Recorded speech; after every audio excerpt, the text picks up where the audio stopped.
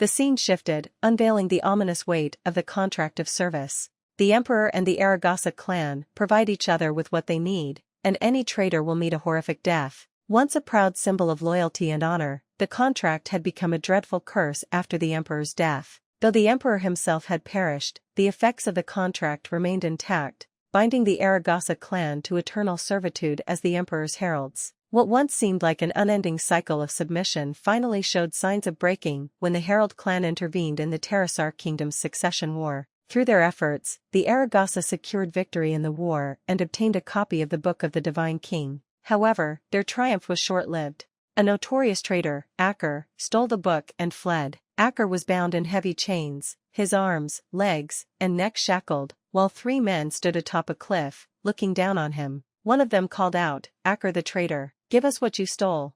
If not, the curse will kill you. Hand over the copy of the Book of the Divine King before you taste the most horrific pain." The clan threatened Akre with every method imaginable, but their hopes were shattered in the end. Akre had scattered the pages of the book across the heart of the World Mountain Range, ensuring it could not be reclaimed. Thus, Akre became the first person to die from the curse of the contract. But the curse did not merely claim his life, it twisted his existence. The curse forced Akre, a man, to give birth to twins while bearing the Emperor's child. This cruel transformation became part of the curse's legacy. The twins were Azadin and Arail. Ironic as it was, among the two, Arail became the strongest herald in the clan's history, while Azadin was ridiculed and rumored to be a fool. As they walked, Midiam's thoughts churned. Who spread such an absurd rumor? A fool? He's nothing like that. Azadin's voice abruptly interrupted her reverie. I have clearly stated that I have no intention of taking you in, so don't follow me. Midiam bristled and shot back, we're not following you.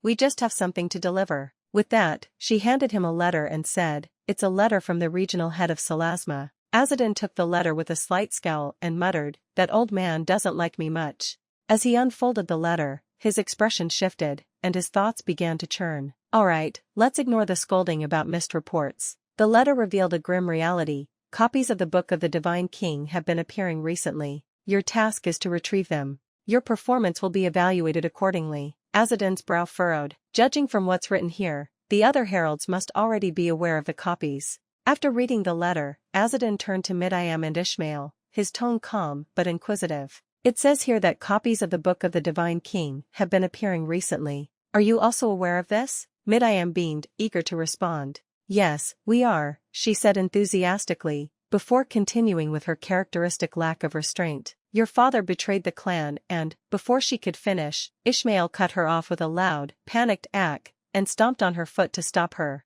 Midiam yelped in pain and glared at him. That hurt. What was that for? Ishmael remained silent, beads of sweat forming on his forehead, but unwilling to explain. Azadin watched their antics before speaking. Enough. So, even you two know about it, huh? He then added, For now, I'll have to head to Salasma to meet the regional head. Thank you for delivering the letter to me. Meanwhile, Midiam, who was busy tugging at Ishmael's cheeks in retaliation, perked up at Azadin's words. You know, since we're heading to the same destination, can we just follow you? I could also tell you what's been happening in the clan. Azadin, wearing an awkward smile, replied, since this road isn't mine alone, you can follow me if you'd like. Delighted, Midiam immediately fell in step with him, while Ishmael trudged behind, still nursing the pain in his face from Midiam's playful vengeance. The group continued their journey and soon found 2 sheep resting in the shade of a tree. Taking a moment to rest, they decided to sleep under the same tree. When Azadin woke up, he roused the others.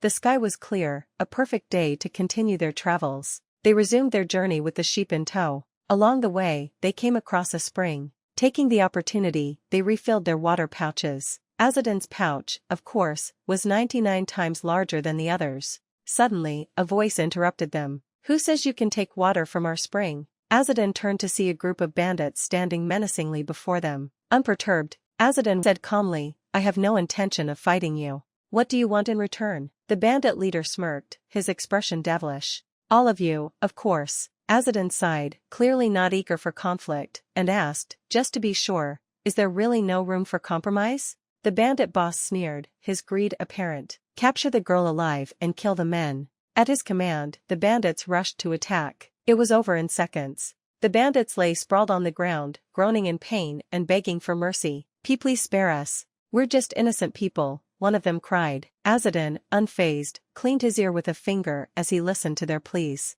Another bandit stammered, only just been conscripted. Margrave Kazel's children are forcibly, drafting people left and right, driving them to search for some copy of a book. How are we supposed to find something we don't even know about? So, we just wandered around aimlessly, and by sheer misfortune, I mean, by great fortune, we encountered someone as noble as yourself. Mid-I-am crossed her arms and scoffed. What if they're just thieves coming up with excuses? Azadin shook his head. I doubt it. This isn't a road where merchants or travelers would usually pass. Mid-I-am raised an eyebrow and said coldly, well, we'll have to kill these guys to silence them anyway. Azadin stopped her with a firm but calm voice. Wait, Mid-I-am. I do not kill without reason. Ishmael, frowning, interjected, it's only right to kill them. Even if they're truly good people, there's a chance we could expose our tracks if we let them live. Azadin met his gaze and replied, but that doesn't mean I should kill them for my comfort. Everyone deserves a second chance. One of the bandits, trembling, began speaking hurriedly.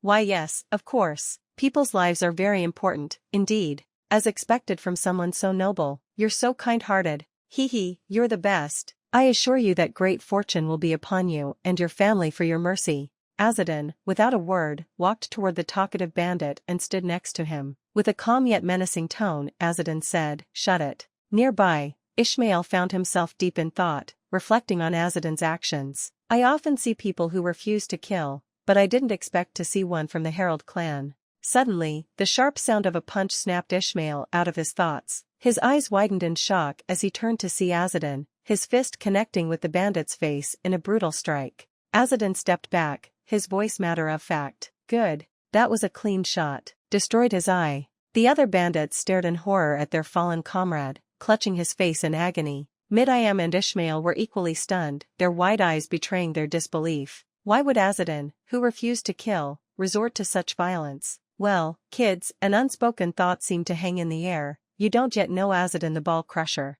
Azadin turned his gaze to the remaining bandits, his grim smile sending chills down their spines. Make sure you don't move too much, you two. One wrong move, and your faces will be blown away. One bandit stammered, his voice trembling with fear. But you promised you'd spare us. Azadin's eyes narrowed as he replied, his tone cold yet eerily calm. Yes, I'll spare you, but only after inflicting permanent damage. That way, even if you don't repent immediately, you won't be able to harm others. What followed was a scene of utter terror as the remaining bandits cried out in agony. Azadin's precise strikes left them writhing on the ground, their faces pale and their bodies trembling. The cries of pain echoed as each man realized his fate, their futures as whole men were over. The owl, perched nearby, watched the scene unfold with an air of indifference, as though it were accustomed to such events. As the broken bandits limped away, clutching their injuries, one muttered bitterly through gritted teeth, if I meet him again, I will. His words were cut short as a massive hand suddenly grabbed his head. The others turned, their expressions frozen in pure horror, to see a towering ogre standing behind them, a large basket strapped to its back. The ogre grinned, his sharp teeth gleaming, and said, food. Before the bandit could scream, the ogre tossed him into the basket, chuckling, you are portable food. The other bandits tried to run, but the ogre's goblin minions swarmed them. One bandit was dragged down, his cries drowned out by the goblin's maniacal laughter. He. The ogre picked up another bandit and declared with glee, you belong to me, Goldu. As the goblins feasted on their new prey, the ogre turned his gaze toward the horizon. In the distance, the faint silhouette of a town came into view. Drooling, the ogre muttered to himself, human village, big and strong fortress, and meat everywhere. His mouth twisted into a wide grin, water dripping from his lips as he marched toward his next target.